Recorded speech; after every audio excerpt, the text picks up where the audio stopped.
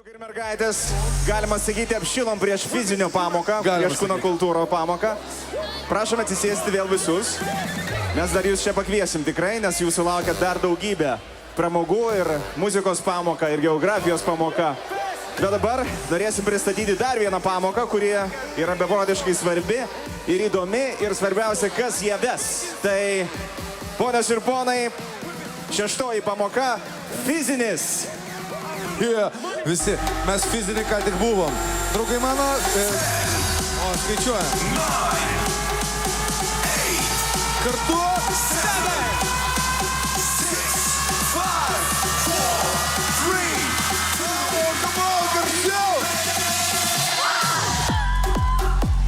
Į sceną pradėti fizinio arba tiesiog kuncės kviečiu žiauriai sportišką bičą, 3 žiemos ir 2 vasaros olimpiadų laimėtoją, pasaulio čempionato prizininką, Europos rekordininką ir tikrą Lietuvos žvaigždę greitojo ir garsiojo kalbėjimo rungtyje. Edmundas Jakilaitis! Štai, ateina tas žymusis Lietuvos ir žymiausias ir svarbiausias. Sveiki. Nieko savo pristatėt, nieko savo. Iš tikrųjų, mano vaidmuo šioje pamokoje bus labai kuklus. Aš dabar norėčiau pakviesti tikruosius mokytojus, iš kurių visi mes galime pasimokyti. Ponai ir ponios, kviečiu charizmatiškai 4 ratų valdovą, greičiausią Lietuvos lenktynininką Benediktą Vanagą.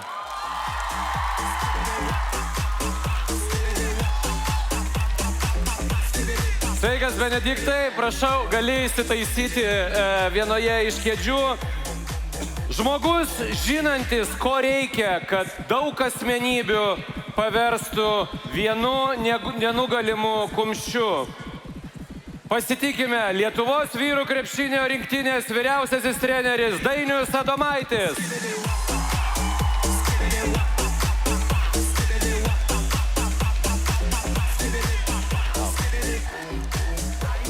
Judėkim toliau, kad sportas ne vien raumenys, o gameriai ne vien išbalę vienišiai prie ekrano. Šiandieną mums įrodys Lietuvos Hearthstone pažiba Džiugas Sūris Martinkėnas.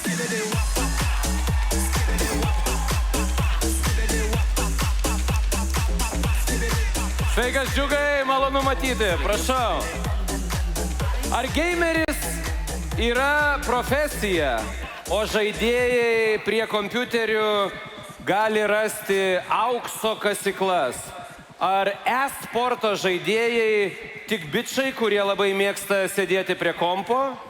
O gal kaip tik tai ne mažesnio nei fizinis pasiruošimas reikalaujančio sporto atstovai, tikri profesionalai. Į šiuos klausimus padės atsakyti Žalgirio e-sporto vystytoja Laura Baltkojytė.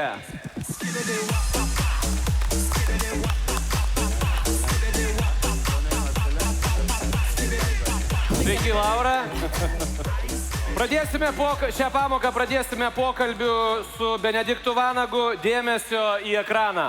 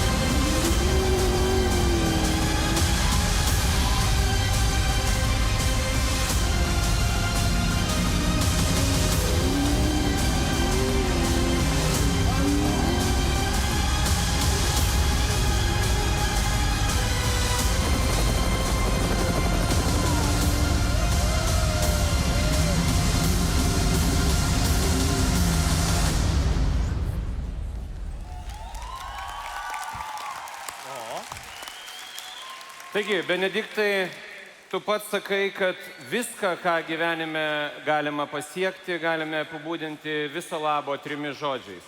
Profesionalumas, sėkmė ir motyvacija. Tai gal pradėkime nuo profesionalumo. Kas skiria profesionalą nuo mėgėjo? Tai sveiki gyvi visi. Smagu jūs matyti, gali būti, kad su kažkuo buvome susitikę.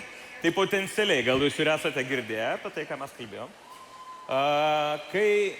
Kad aš vairuoti nemoku, tai jūs jau matėte, ar ne? Ta prasme, dažniausiai esu vienas prastesnių vairuotojų, kartais būna apsiverčiu. Tai va, aš prieš tai, kai sportavau automobilių sportą, aš automobilių sportą esu apie 20 metų, tai pakankamai kurį laiką. Aš dalyvavau orientacinėme sporte, tai bėgiodavau su žemėlapiais miškuose, jeigu taip galima būtų pasakyti, ir rytų kovos menai, 7 metai. Kai aš mokiausi rytų kovos menų, mano treneris sakydavo, kad profesionalo taisyklė arba meistro taisyklė yra 10 000 valandų taisyklė. Tuo metu aš nelabai supratau, ką jis turėjo galvoj, bet man dabar yra labai aišku. Noriu su jumis truputėlį pasidalinti, ką reikia padaryti, kad tave vadintų, ne tu galvotum, bet tave vadintų, kad tu esi profesionalas, meistras arba geriausias savo srityje.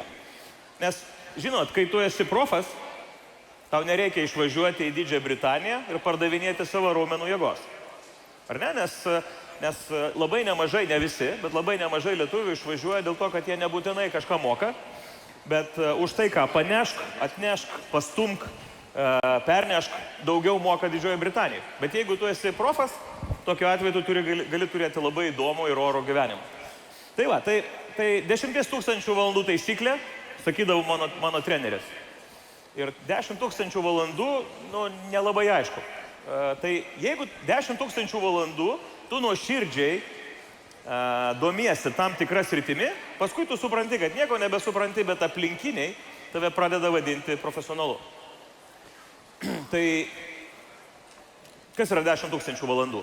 Įsivaizduokime, jeigu jūs 10 valandų kiekvieną mielą dieną skirtumėt domėtis tam tikrą sritimi ir tai darytumėte kiekvieną mielą dieną įskaitant ir savaitgalius, tai per metus jūs surinktumėt 3 500 valandų.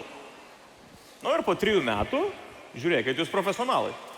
Bet aš vienoje vietoje buvau netikslus. Žiauriai netikslus. Nėra įmanoma koncentruotis 10 valandų per parą. Mūsų smegenys gali priimti valandą naujos informacijos, tebūnė 2.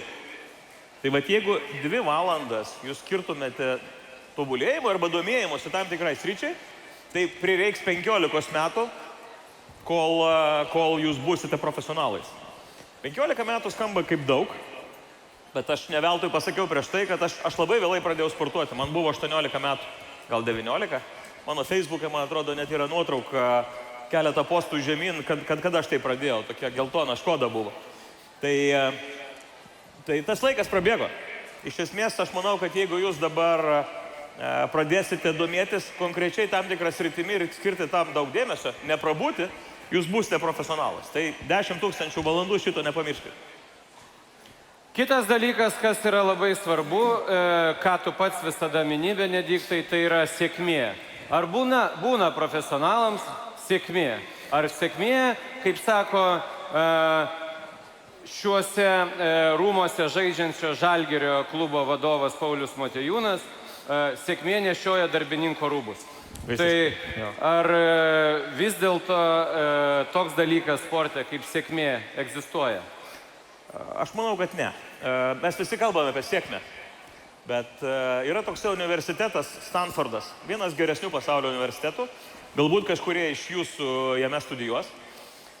Ir Stanfordo universiteto mokslininkai tyrė, koks yra sėkmės ingredientas. Norėtumėt sužinoti?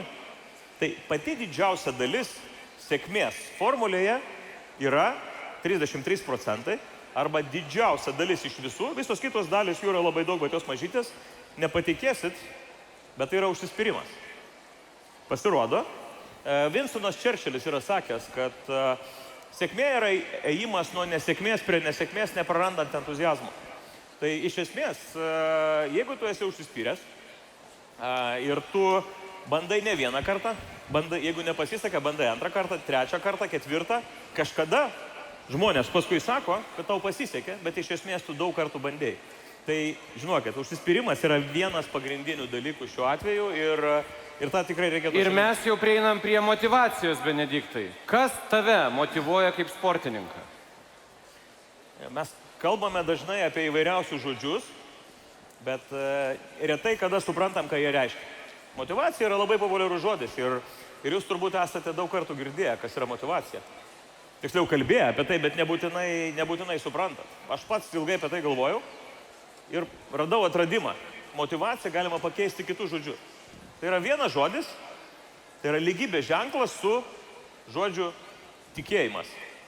Kiek tu tiki, tiek tu ir motyvuotas. Jeigu tu norėtum būti Lietuvos prezidentu, bet galvoji, kad gal ne man, tai tu esi visiškai teisus, ne tau. Jeigu tu... Iš esmės, viskas yra labai stipriai susiję. Ir jeigu tu žinai, kad tu trūks plyš, bet tu pasieksi vieną ar kitą rezultatą, tada tu tiki tuo ir tu keliauji. Ir tu darai, ir tu krenti, iš ten atsiranda užsispyrimas, nes tikėjimas pas tave yra. Jeigu pas tave nėra tikėjimo, tai tu ir nesi užsispyręs. Iš esmės, šitie visi dalykai, trys, apie kuriuos mes kalbame, yra pasiutiškai susiję tarpusavį. Tai va, tai tikėjimas yra labai svarbus ir tikėjimas ir yra motyvacija.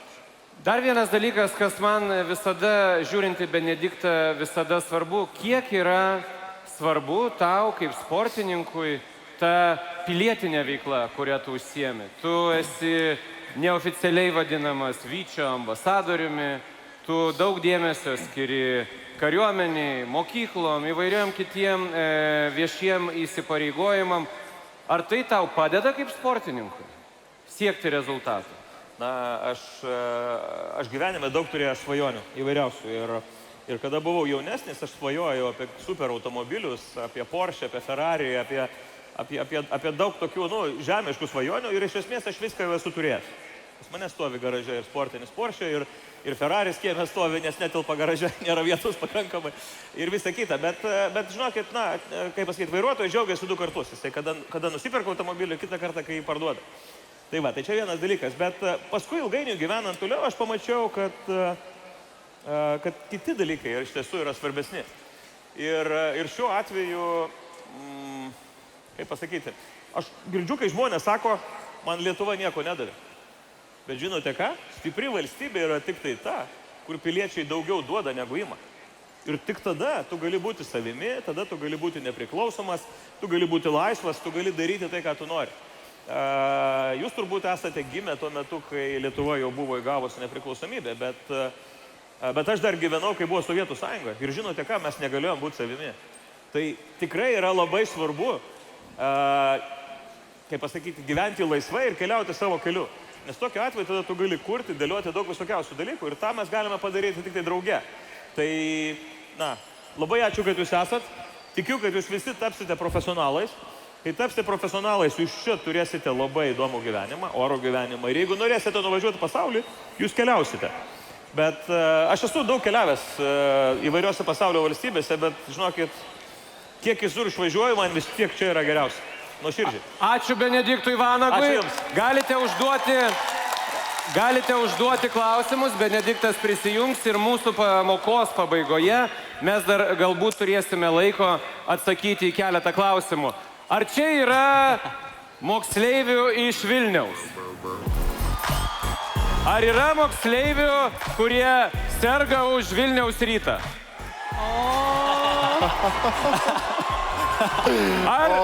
Bet čia yra daug tų, kurie serga už Kauno Žalgirį.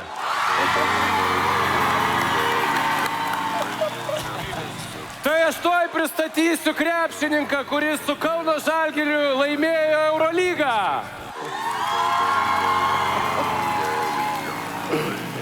Taip pat Lietuvos vyrų krepšinio rinktinės vyriausiai trenerį Dainių Adomaitį.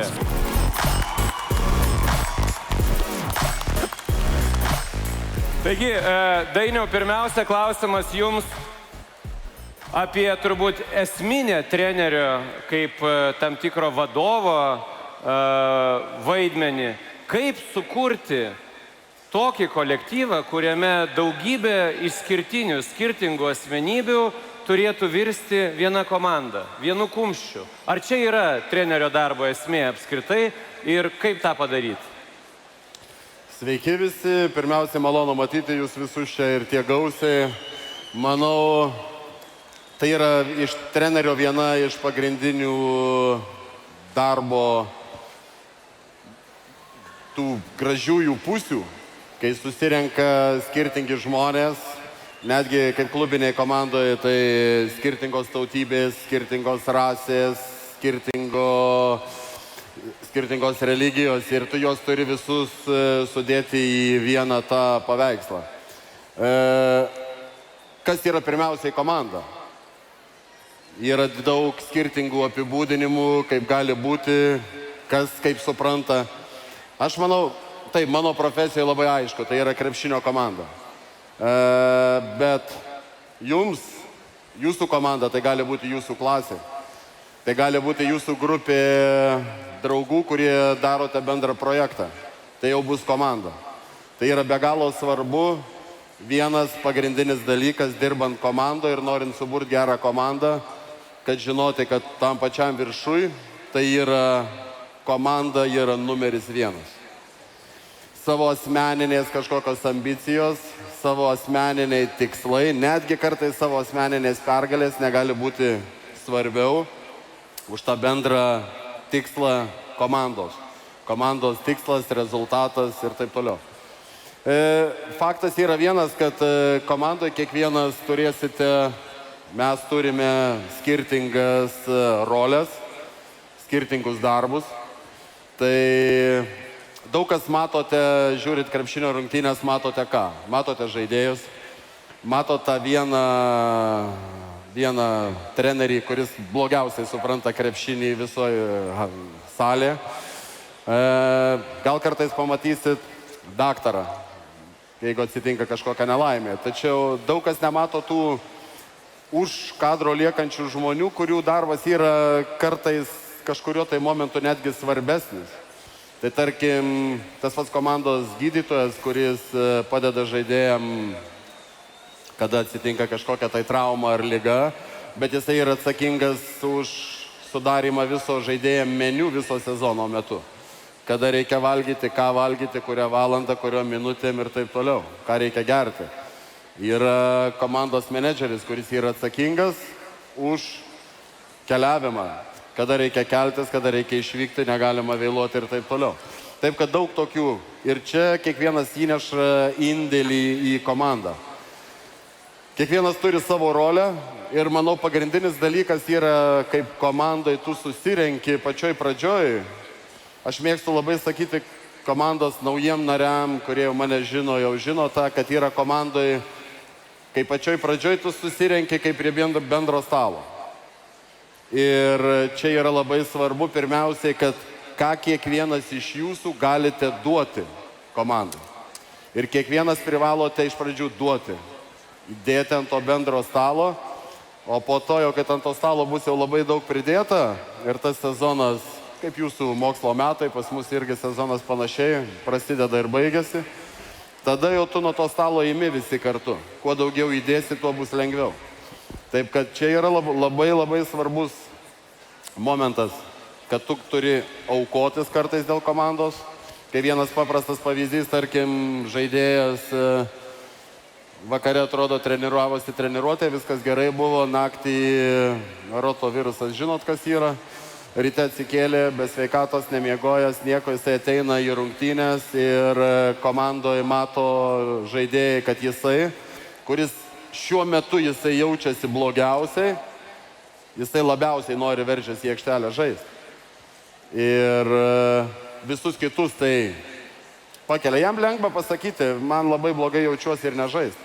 Tačiau gavosi taip, kad jisai sužaidė beveik geriausią savo sezono rungtynės ir padėjo komandai laimėti. Tai čia yra toks mažas gal pasiaukojimas ir davimas komandai.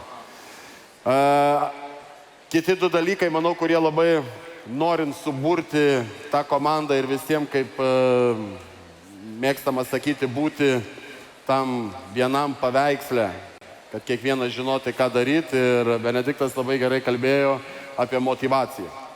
yra motyvacija ir analizė. Yra motyvacija, tai sporte yra vienas iš pagrindinių dalykų, bet čia motyvacija 2 dalykai.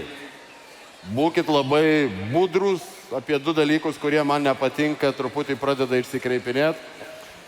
Jūs turit kreipti labai dėmesį į savo savimotyvaciją. Nebus gyvenime visada, kad jūs kažkas motyvuos. Jūs turit patys sugebėti save motyvuoti. Bus sunkių dienų, kiekvienas rytas nebus vienodas. Bus kada prastai jausiesi, bus gal, kad ir tingėsi keltis ryte. Kaip mano mažoji dukra sako, kuriai 4 metai, ryte, kai žadinį į darželį, sako, nu tėti, jeigu žmogus nori miegoti, tai žmogus turi miegoti. Tai bus tokių momentų gyvenime. Ir čia turit patys save motyvuoti. Turit ateiti, savimotyvacija turi būti aukščiausiame lygyje. Antras dalykas apie motyvaciją, kuris man labai nepatinka, ypač pas mus sporte, kai pralaimimos kažkokios rungtynės ir kažkas tai pasako, nesakysiu ar žaidėjų ar ką, pralaimėjome, nes trūko motyvacijos. Tai reiškia, gal aš esu ne toj vietoj, kur gal reiškia, čia man yra per daug. Ir analizė, vėl galime sugrįžti apie tą patį. Analizė, taip, mes komandose darom labai nemažai analizės, komandinio žaidimo, priešininkų ir taip toliau, individualiai. Bet jūs turit būti patys sugebėti analizuoti savo veiksmus, savo sėkmes, savo nesėkmes. Ir svarbiausia, kad turite padaryti iš to išvadas ir nekartoti nesėkmių. Tai gal tiek. Ačiū Dainiui Adomaičiui. Jeigu mums dar liks bent minutė, siūskite savo klausimus. Na, o trečia mūsų pamokos dalis yra pati keisčiausia. Kai jūs ilgai sėdite prie kompiuterio, jums mama sako, eik miegoti, nes būsi neįsimiegojęs, nepailsėjęs ir susigadinsi gyvenimą, pražiūrėsi akis ir taip toliau. Dabar ateis žmonės, kurie kalbės apie tai, kad žaisti kompiuterinius žaidimus galima profesionaliai ir netgi galima tai daryti Kauno Žalgirio komandoje. Taigi, leiskite pakviesti į šią sceną, tiksliau jie jau yra šioje scenoje, juos dar kartą pristatyti. Džiugas Sūris Martinkėnas, profesionalus kompiuterinių žaidimų žaidėjas, žaidžiantis už Kauno Žalgirio komandą, ir Žalgirio e-sporto vystytoja Laura Baltkojytė. Laura ir Džiugai, papasakokite mums visiems, kas tai yra ir ar iš tiesų iš nieko neveikimo, kaip galvoja daugelis tėvų, galima profesionaliai sportuoti ir dar priedo neblogai užsidirbti. Pasistengsim atsakyti šitą klausimą. Tai sveiki visi, aš esu Laura iš Kauno Žalgirio, o čia Džiugas, Hearthstone'o fanams geriau žinomas kaip Sūris. Ir šiandien pašnekėsime apie elektroninį sportą. Tai kas tas sportas? Jo, tai pirmas dalykas, ką norėčiau nepaleisti motyvacinės temos, kad jeigu esat kažkokiam dalyke geri, turit motyvacijos, jau kaip minėjo, tai netrukdykit savo ir negalvokit, kad negalit pasiekti kažko. Tai gali būti šokis, muzika, gali būti mokslai ar sportas, ir taip pat tai gali būti ir kompiuteriniai žaidimai. Tai e-sportas būtent tai ir yra, kad žmonės dalyvauja lygose, turnyruose ir čempionatuose, kad įrodytų savo profesionalumą, atstovaudami save, komandą ar savo šalį net. Ok. Tai kaip ir išsiaiškinom, kas tas yra elektroninis sportas, tai yra vis dėlto žaidimas.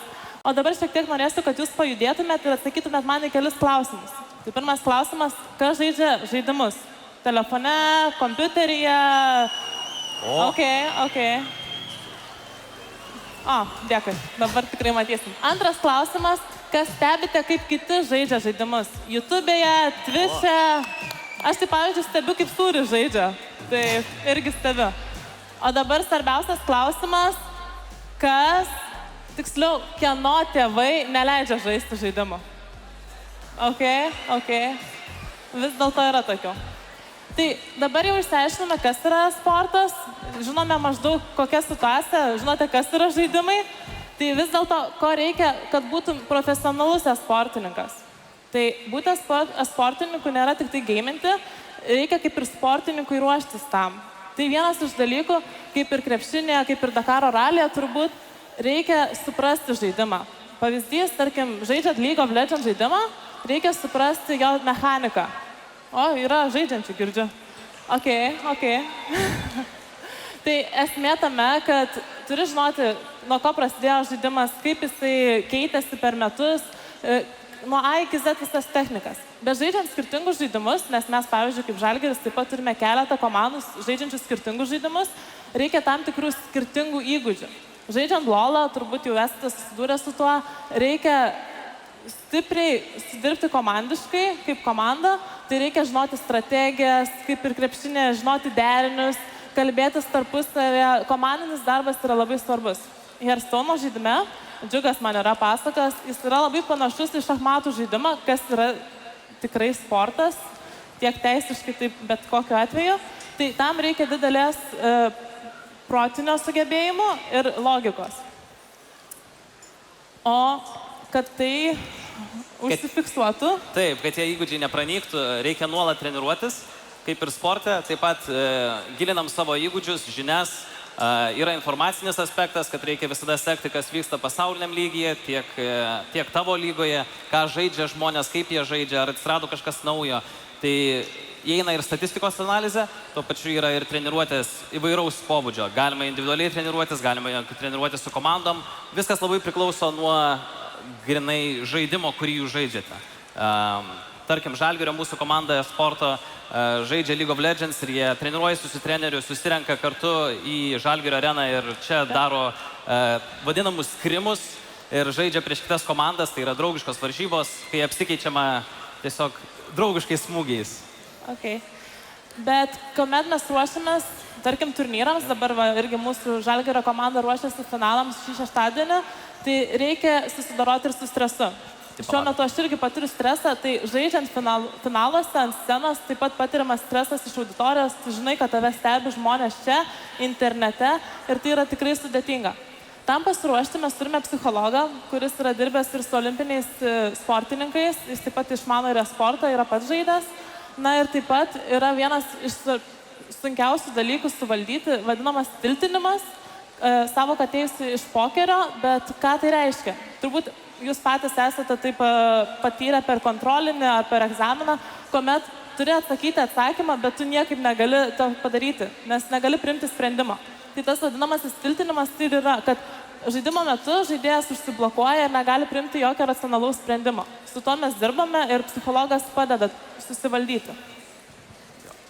Taip, ir viskas yra labai susiję. Tarkim, kad stipresnė emocinė būsena, psichologinė būsena būtų žmogui, jam reikia laikytis sveikos gyvensenos, taip sakant. Nors skamba labai banaliai, nors ir mes nesam tradiciniai sportininkai, kurių pagrindinis ginklas yra būtent jų kūnas, jų kojos, rankos, kiekvienoje sporto šakoje, tenais tam tikri raumenys atsakingi labiau. Pas mus viskas vyksta labiau tiesiog su rankom, mes valdom pelytę ir viskas vyksta mūsų galvoje. Bet tai nereiškia, kad mes galim apsileisti, nes mūsų kūnas, mūsų tvirtovė ir miego trūkumas ir visa kita labai viską įtakoja. Okay. Man asmeniškai labiausiai būtent miegas yra svarbu, nežinau kaip jums, bet jeigu keliauju ir tarkim trūksta miego, reikia tiesiai iš lėktuvo eiti žaisti kur nors, tai tas yra labai blogai, tai ta administracija pataiso, sutvarko, kad visada suplanuoja. O jeigu žaidžiant, tarkim, kaip pavyzdį galiu pasakyti, kad miego grafiką reikia koreguoti būtent sportininkam, nes mes žaidžiam, tarkim, kitose laiko juostose. Šiuo metu žaidžiu Azijos turnyruose, kurie vyksta 3 val. Ryto, tai reikia keltis, tarkim, 2 ryto, kad būtum žvalus ir galėtum žaisti aukščiausiam lygyje. Džiugiuosi, kad atėjai šiandien pas mus ir nesportavai. Tai, žodžiu, ką dar noriu pasakyti, tai kad krepšininkai, tarkim, irgi turi tokį pat miego grafiką ir turbūt, kas domisi sportu, žino, kad, tarkim, popiečio miegas nėra tokio kažkas baisaus, nes tie patys krepšininkai miega popiečio miego. Tai per daug savęs, taip sakant, viskas gerai, jeigu miegas, kaip sakant. Okay. Tai šiek tiek pakalbėjom, ką daro profesionalus esportininkas, žaidėjas profesionalus, bet yra ir esporto žaidimai. Tai apie tos žaidimus, ne visi žaidimai, kuriuos jūs, pavyzdžiui, irgi žaidžiate, gali būti esporto žaidimai. Tam reikia tam tikrų sąlygų, tai visų pirma, žaidimas turi būti pritaikytas dvikovoms, kad, tarkim, galėtų viena komanda žaisti prieš kitą, ar vienas žaidėjas irgi galėtų žaisti prieš kitą. Taip pat, kas yra svarbu, tai turi būti labai įdomu stebėti iš šono žaidimą. Tai kaip ir patys keliat rankas, jūs stebite, kaip žaidžia kiti žaidėjai, tai yra svarbu tam, kad būtų įdomu ir kad pritrauktų tiek ir žaidėjų, tiek ir žiūrovų. Tada žaidimo kūrėjas sugalvoja investuoti į tokį žaidimą ir organizuoja turnyrus ir taip pat steigia didelius prizinius fondus juos laimėti. Tai vyksta turnyrai, juos reikia kažkur stebėti. Taip, ir kad stebėtumėt turnyrus, tai tikriausiai žinot, kas yra live transliacijos, tiesioginės transliacijos internete. Daugiau populiarios tikriausiai jaunimo tarpe gal yra Facebook, YouTube transliacijos, bet tarp žaidėjų, tarp gamerių vadinamų, populiariausia platforma yra Twitch, kurioje vyksta daugiausiai visų pasaulinio lygio turnyrų, kur galite stebėti, kaip žaidžia aukščiausio lygio komandos ir koks yra tas aukščiausio lygio žaidimas.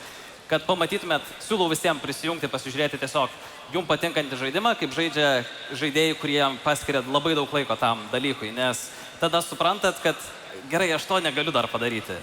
Tai tą darau ir aš iš dalies transliuoju, tai jeigu kas turit kokių klausimų tuo dalyku, būtent apie Hearthstone'ą ypač, tai galite užsukti ir pas mane.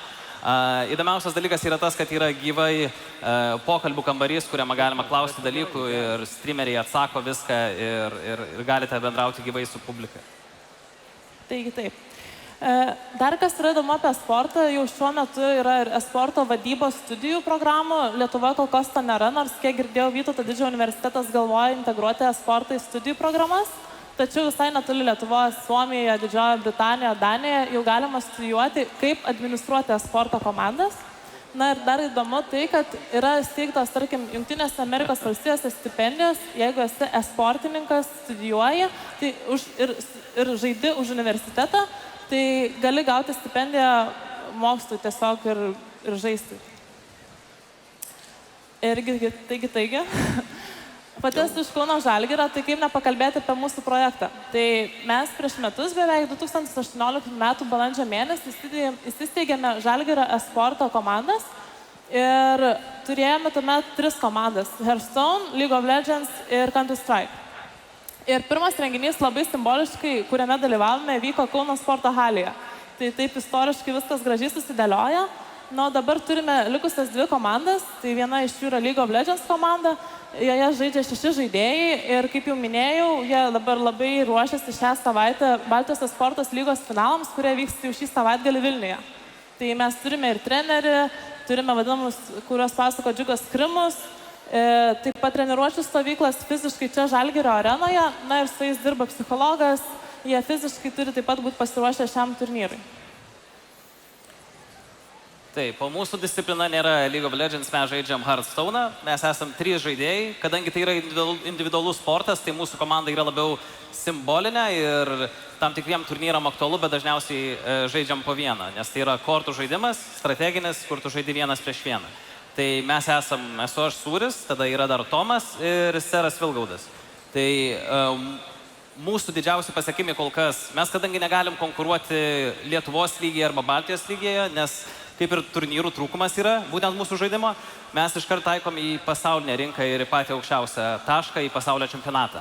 Tai pirma stadija yra patekti į Europos atkrintamasias ir mes tą esam padarę kol kas iš Lietuvos ir net iš Baltijos daugiausiai kartų, tai yra Tomas 2 kartus, aš 3 kartus. O jeigu kalbant apie planus ateičiai ir kas dabar artimiausių metų vyksta, tai prasidėjo kvalifikacijos į 3 didžiausius turnyrus, kurių pirmas yra Las Vegase ir Seras Vilgaudas jau turi pakvietimą, vasarą jau keliaus tenais, o mes su Tomu dar kovojam, dar yra porą mėnesių tam. O taip. Na ir dar vienas dalykas, Dainius apie tai jau šnekėjo, kad tarkim ir krepšinio komandoje yra ne tik tie žmonės, kuriuos jūs matote aikštelėje, bet yra ir užkulisiuose daug žmonių, kurie dirba komandai. Tiek ir su Kauno Žalgirio krepšinio komanda. Aš pati prieš valandą atėjau iš ofiso 2 aukšte čia Žalgirio arenoje, kur mes Žalgirio komanda administracija dirbame. Tai tas pats ir su esportu. Mes esame dviese, aš ir Eglė, esporto vadybininkė, kuri padeda su komandomis. Ir ką mes veikiame? Tai visų pirma, ieškome sporto rėmėjų, nes vis dėlto investicijų šią sporto šaką taip pat reikia. Taip pat sprendžiame, kokiuose turnyruose reikia žaisti mūsų žaidėjams. Tai kaip sakė Džiugas, vienos komandos gali žaisti Lietuvoje, kitos užsienyje. Stebime sporto rinką. Čia momentas. Iš tikrųjų, ši rinka yra labai dinamiška. Viskas keičiasi labai greitai. Vieną rytą tu ateini į darbą, atsidarai e-mailus ir matai, kad jau nebėra lygos. Arba žaidėjas sugalvoja pereiti kitą komandą. Tai rotacija žaidėjų vyksta labai greitai, ne taip kaip krepšinėje sezono kontrakto mes neturime. Tai vyksta po 3-4 mėnesius, vis pergalvojame, tarsi žaidėjas pagalvoja, ar nori ar nenori žaisti pas mus. Taip pat organizuojame treniruočių stovyklas, planuojame išvykas į užsienį. Irgi Džiugas minėjo, kad jų kelionė nusimato į Las Vegasą, tai tam reikia pasiruošimo, vadybos, kad viskas vyktų sklandžiai. Rašome pranešimus spaudai, nes iki šiol dar žurnalistai kai kurių sąvokų sporto nesupranta, tai reikia jiems padėti. Na ir ieškome būdų, kaip dar patobulinti sportininkams jų pasiruošimą turnyrams. Tai ačiū Jums labai už Jūsų laiką. Ir labai prašau sekti mūsų veiklą socialinėse medijose. Ačiū Jums, užimkite vietas. Mes dar turime labai mažai laiko ir daug klausimų. Klausimas toksai, pradėkime nuo Benedikto Vanago. Benediktai, tu sakai, kad per dieną reikia treniruotis 2 valandas ir daugybę metų, kad taptum profesionalu. Tai žmonės klausia, kodėl jie mokosi po 6-7 valandas per dieną tada. Na, matot, aš manau, kad nemaža dalis mūsų, kalbu apie jūs, bet aš buvau lygiai toks pats. Mesgi, na, kaip pasakyti, ar tikrai nuėję į mokyklą, mes tikrai pasistengiam ir pasiemam kiekvieną pamoką, tikrai visas 45 minutės sugeriam į save informaciją. Ne, mes ten sačkavojam ir atliekam visokiausius manevrus, nebūtinai gerus. Tai turbūt stengiasi padaryti, kad tie gautųsi. O šiaip tai, kaip pasakyti, tikrai manau, kad mokykla arba švietimo sistema turėtų stipriai padirbėti, kad būtų gerokai įdomesnė. Mano sūnus yra pabaigęs mokyklą, jis yra dabar studentas 2 kurso. Ir jisai, tiesą pasakius, baigė studijas, dabar studijuoja SM-e ir jisai sako, žinai, aš išsilaisvinau. Man tikrai mokykloje buvo neįdomu. Ir aš galvoju, kad čia tikrai nebuvo tik ta jo problema. Bet mes negalime nurašyti ir sakyti, ai, čia bloga mokykla mums netinka. Ne, mes vis tiek turime padaryti geriausią darbą.